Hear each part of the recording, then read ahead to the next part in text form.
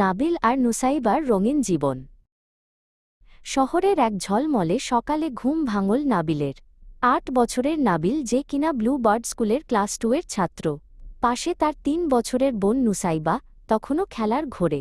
তাদের ছোট্ট সুখী পরিবারে আছে বাবা ধ্রুব ও মা মমতা।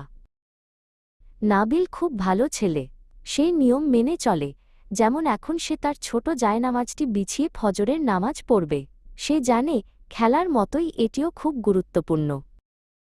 ওদিকে নুসাইবার দুষ্টুমি শুরু। সে মেঝেতে তার খেলনা ব্লকগুলো ছড়িয়ে মা মমতাকে ডাকছে, মা মা, এই দেখো আমার খেলার ঘর। মা মমতা হাসিমুখে তাকে দেখছেন।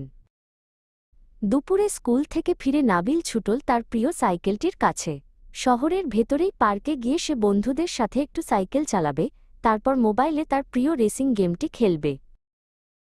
বিকেলের পরে শুরু হয় দুই ভাই বোনের খুনসুটি।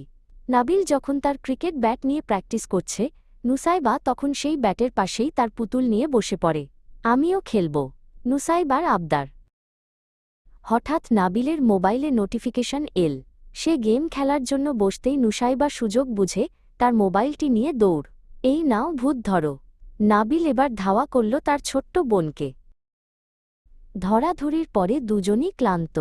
মা মমতা এসে দুজনকেই বুকে টেনে নিলেন। আমার দুষ্টু সোনাগুলো, চলো, এখন গল্প করার সময়। নুসাইবা মার কোলে আরও একটু চেপে বসল।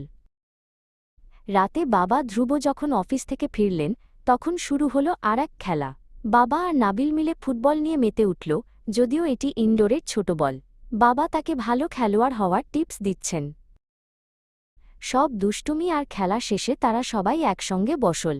বাবা তখন আজগুবি গল্পের ঝুলি খুললেন, আর দুই ভাই বোন চোখ বড় বড় করে সেই গল্প শুনছে। দিন শেষে শহর যখন শান্ত, নাবিল আর নুসাইবা ঘুমের দেশে। মা মমতা আর বাবা ধ্রুব তাদের দিকে তাকিয়ে হাসেন। এমনই আনন্দের, ভালোবাসার আর দুষ্টুমিতে ভরা তাদের ছোট্ট জগৎ।